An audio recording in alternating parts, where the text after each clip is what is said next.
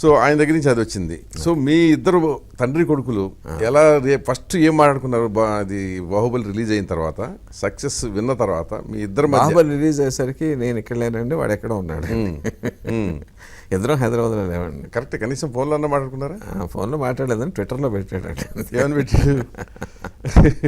చాలా ఆనందంగా ఉంది, నాన్నగారు సినిమా హిట్ అయినది అంతేనండి. మీరు? నేనే పెడతానండి ఆ సినిమా హిట్ అయితే.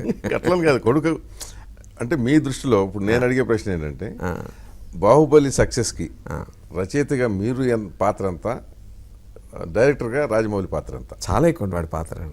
చాలా చాలా ఎక్కువ అండి. దృశ్య కావ్యం ఉండదు.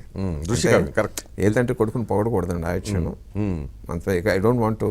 ఓకే, బట్ ఒకే ఒకటి చెప్తానండి, ఏదైనా మన కథ చేస్తున్నప్పుడు సీన్ చెప్తా ఉంటే మన కంటి మీద దృశ్యం వస్తుంది. అవును, కరెక్ట్. విజువలైజ్ చేసుకుని చెప్తామండి. ఎస్, ఆ దృశ్యాన్ని నేను 100 మార్కులు వేసుకున్నాను అనుకోండి. నాట్ దట్ ఇస్ అండ్ ఊరికే ఎగ్జాంపుల్ కోసం 100 మార్కులు వేసుకుంటే నేను ఇదివరకు చేసిన ఏ సినిమాలోనూ చాలా తక్కువగా 100కి 100 వచ్చినటువంటి సీన్స్ ఉంటాయండి. అవును, అన్ని 60, 70, 50, 40, 30.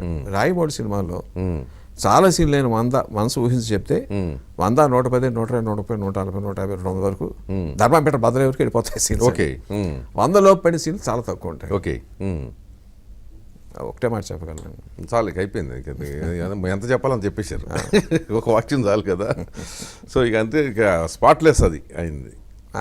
పిక్చరైజేషన్ వరకు. పిక్చరైజేషన్ అదే నేను అది మిగతా కాదు నేను చెప్పేది. యాజ్ అ డైరెక్టర్, అవునండి, ఒక రచయిత ఒకటి చెప్పాడంటే, ఒక దృశ్యాన్ని వివరించితే ఇక దానికి రూపం ఇవ్వడంలో మాత్రం ఇక అతనికి 200 ఎన్ని మార్కులు ఇవ్వగలుగుతా అన్ని పడిపోతాయి.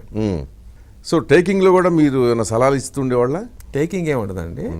మామూలు ఒకసారి కథ అనుకున్నప్పుడు ఓపెన్ హార్ట్ అయితే ఆర్కే ఓ డిస్కషన్ ఉందనుకోండి, నేను ఊహిస్తాను ఆయన ఇలా సీన్ రాస్తాను. కానీ అక్కడ వెళ్ళేసరికి ఏమన్నా లొకేషన్ ఇంకో రకంగా ఉందనుకోండి, అప్పుడు స్పాట్ కౌరింపించి లొకేషన్ ఇలాగ ఉందండి, ఇలాగ ఎందుకు ఎక్స్ట్రా అయితే యాడ్ చేద్దాం అనుకుంటున్నాను, ఈ కంటెంట్ ఇలాగ యాడ్ చేద్దాం అనుకుంటున్నా ఏమంటారు అని ఎప్పుడైనా పిలుస్తూ ఉంటాను. వాడికి ఏదైనా సందేహం వస్తుంది. అదేలేండి. టేకింగ్ అసలు ఎవరి సలహా తీసుకునే ప్రసక్తి లేదండి. లేదా అంటే చెప్తాను సార్, అతను ఏ డైరెక్టర్ అయినా సరే అండి, సినిమా ఒక సీన్ తీయాలనుకోండి, ఏ సీన్ మనం కంటి ముందు వచ్చేయాలండి. కరెక్ట్.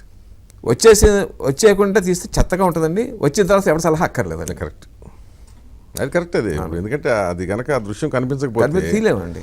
నలుగురు చెప్పిన తర్వాత అది ఆడొకటి చెప్తే అంటే మన కంటి ముందు రావట్లేదు అనమాట అండి. అంతే, అది చాలా దరిద్రం అండి. ఫస్ట్ అక్కడ ఫెయిల్ అయిపోయినట్టు. ఎలా తీయాలి ఎవరిని డైరెక్టర్ ఫెయిల్ అయినట్టే. వేరే వాళ్ళ సలహా ప్రకారం అయితే వాళ్ళే తీస్తారు కానీ డైరెక్టర్. ఈ 2 సినిమాల టాక్ తోటి ఆల్మోస్ట్ ఇప్పుడు విజేంద్ర ప్రసాద్ అంటే 500 కోట్ల రచయిత అనే ఒక బిరుదు కూడా వచ్చేసింది మీకు. విపరీతమైన డిమాండ్ వచ్చింది దాని వెనకాల. కానీ దీనికంటే వెనక్కి వెళ్తే చాలా సినిమాలు మీరు దాదాపు 10 బ్లాక్ బస్టర్ ఉన్నాయి కదా మీకు. ఉంటాయి.